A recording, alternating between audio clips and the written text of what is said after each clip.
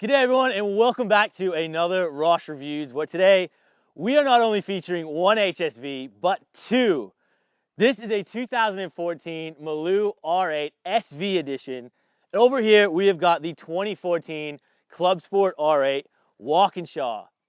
Auto versus manual, ute versus sedan. This is gonna be a lot of fun.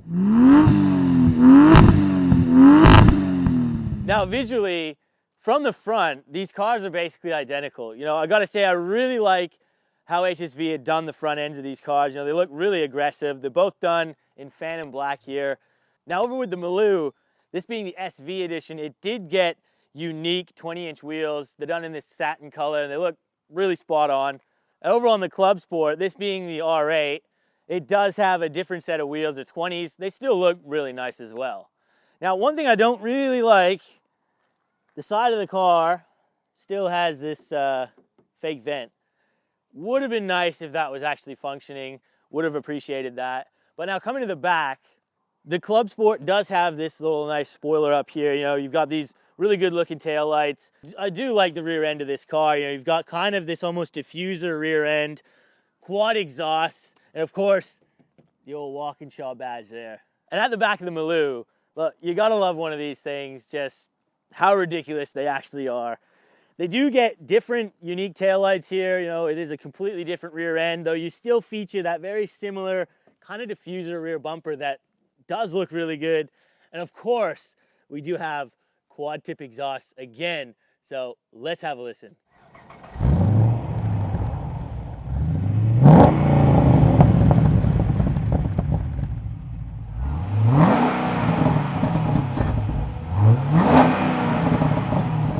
Now inside the Clubsport, look, there really is not many differences between this and the Maloo. The two differences is, i.e., this one is a manual, that one is an automatic, and the Clubsport gets 8-way power adjustable seats, where the Maloo, it's got kind of your manual rack that you push forward and back. Other than that, these cars are basically identical inside, and I gotta say, they are really, really nice. You got your nice HSV wheel with a flat bottom. There's just tons of upgrades in here. You know, even on the dash, you've got some Alcantara, you've got stitching, leather up here. You know, there's faux carbon fiber throughout here.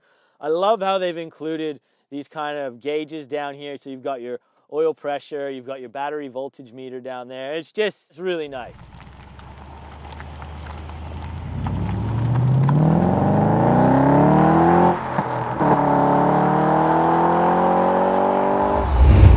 Driving the Clubsport first off,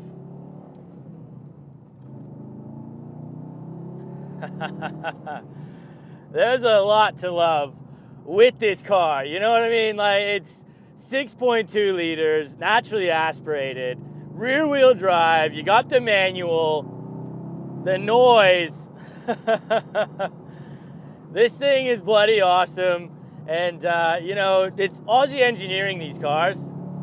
Now, this particular one, having the 375 Walkinshaw pack fitted, this is kind of the entry-level Walkinshaw one you got. You know, this bumped the power up to 375 kilowatts, so you got an extra 50 kilowatts from factory. Gave you ceramic headers, a 3-inch full exhaust, air intake, a tune. You know, you definitely would have liked to have had this option ticked, you know, gone to Walkinshaw and got this, because it definitely turns it into something else. There's no doubt about it. And you can hear that exhaust. The car feels really responsive. That NA power, it's good.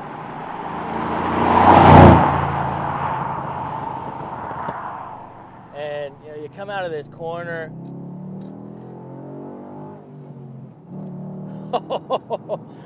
The gear changes are savage because, again, NA power, it's just instant. And you know, you take the clutch off, put your right foot down, and this thing is off. You know, it really puts you back into the seat. So, man, you know, 375 kilowatts, it definitely feels healthy enough here, no doubt about it. It doesn't feel so restricted having that tune, because again, from factory, I've driven a few of these. It's good. I've driven a few of these bone stock, and Unfortunately, I have always said that they feel a little bit restricted, and they kind of need to be woken up. I don't know why HSV or Holden had done that, but this particular one with the Walkinshaw definitely feels more perky. Definitely, the response time is definitely improved.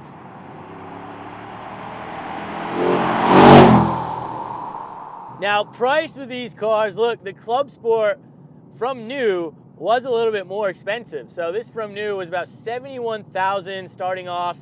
You had a range of options you could have fitted. Most cars that would have gone out the door would have been, well and truly talking probably $80,000, $90,000.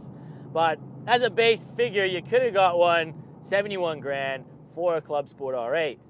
On the used market now, look, they haven't really moved, and that's a good thing. The Aussie cars are just continually to go up, and they're sitting at the moment around that high, mid 70s, mid 80s, depending on your condition in Ks. And just hearing the exhaust a little bit.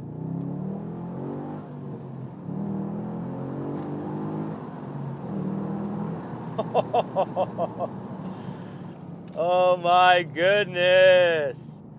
Yeah, it's a unique sound. It definitely could sound a little bit better, I'm not gonna lie, but it sounds nice and it's got a good rumble.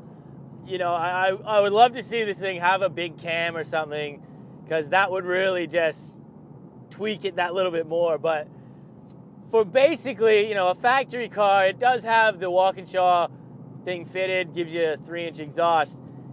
It does sound really nice.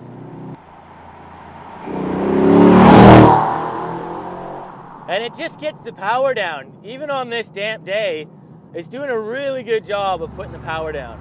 So, yeah, this car, it is really hard to fault, For what these cars are, HSV, Holden, they went out with a bang on these VFs, and you get in one, you drive it, especially one that's had the Walkinshaw kit fitted. It's a blast, it really is. There we go.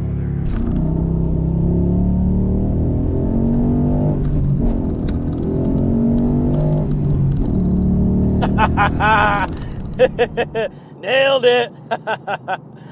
Right, that was quick. That felt really quick. I've got to apologize. I totally messed up. I forgot the draggy. We're doing it the old school way. That felt really strong, and there's something about the launch control system in these cars. It's just so fun to launch control. Like, it just does it perfectly. It restricts the car a little bit so that it's kind of bouncing on the limiter and you're not getting too wild, but it still lets you keep going and tries to get that power down. And my goodness, this thing just went. What a rocket. Awesome.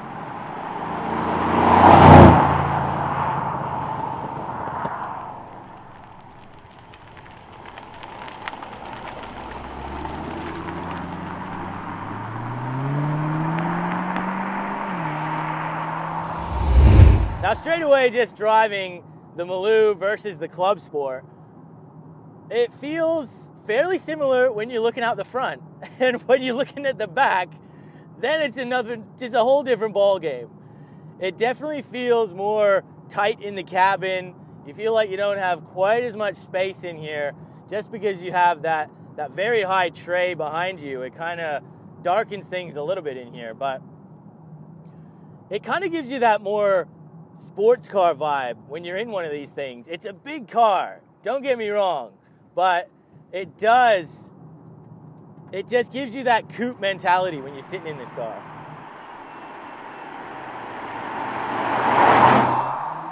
Now, this one is having the 6-speed auto, and look, just cruising in it here, doing a pretty great job. It's not fumbling around, it's smooth. And just coming around some bends here. Look, again, like the Clubsport, it stays very flat. It's quite comfortable in here. The ride is not harsh. And bringing it into a real tight hairpin here, you get on the brakes, they work really well. You come around, Steering feel feels really good.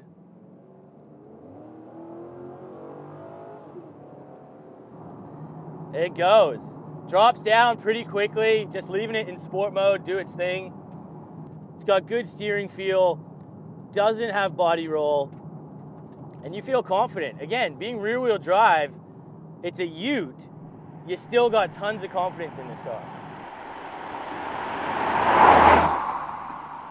And just giving it a little bit of sound.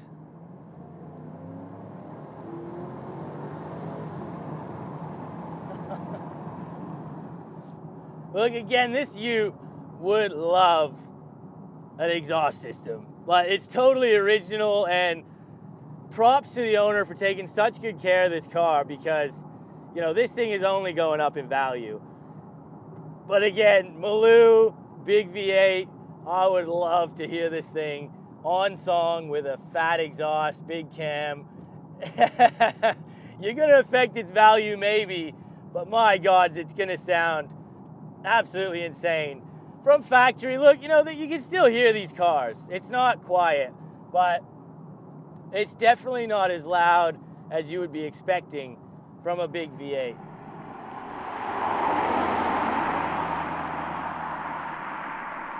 Now, price, brand new, back in 2014, if you were gonna get a Maloo R8, would have set you back roughly $68,000. So these were a little bit cheaper than the Clubsport.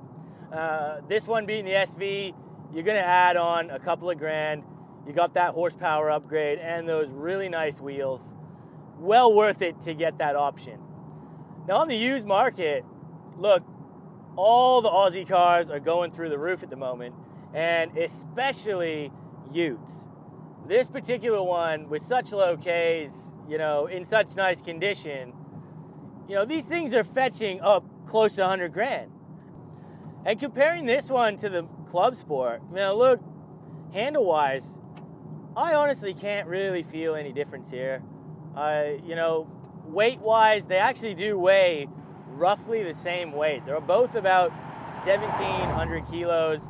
The Clubsport is maybe 100 kilos heavier. You know, that's the kind of minuscule numbers we're talking here. And look, this thing does feel really connected, feels really good on the road. For a standard car, this thing is really good. The only thing is, with this ute, with this car, I just wish it was a manual. I gotta say, I wish it was a manual. I'm a big manual fanboy, especially with a V8, with a ute. This ride's so good, it drives perfectly, and if you're gonna daily this thing a little bit more, you wanted to just, you know, not have the headache through traffic, this is a great option, don't get me wrong, but for that enthusiast who wants to go out on the back road, driving through the hills like this, you just can't beat a manual.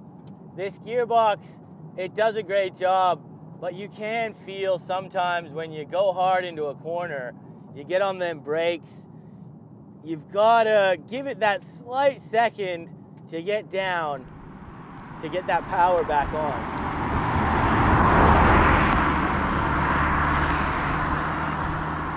Drop it down a bit.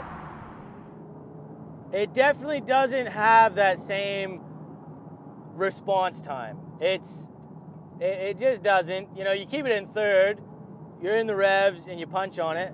It still kicks you in the back, but you can really tell that Walkinshaw pack has done a lot for the car. It's really woken it up.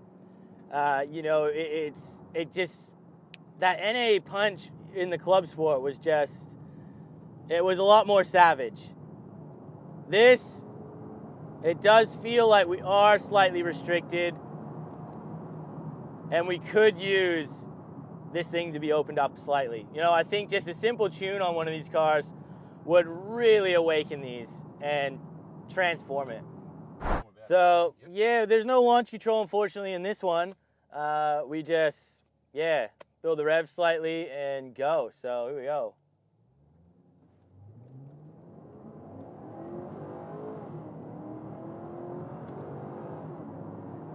There we go. And mate, it gets up and goes, and it grips. It actually grips. That's probably one of the biggest differences that I kind of notice with a lot of the Fords I review, because, you know, especially if you go into a GS or something, you know, you got the 5-liter supercharged Miami, things got stupid power, and the back wheels are these dinky little 8-inch tires. So, you know, it just can't get the power down. This car, you can get the power down. It hooks, it goes, and you know, look, it's bloody quick once it's going.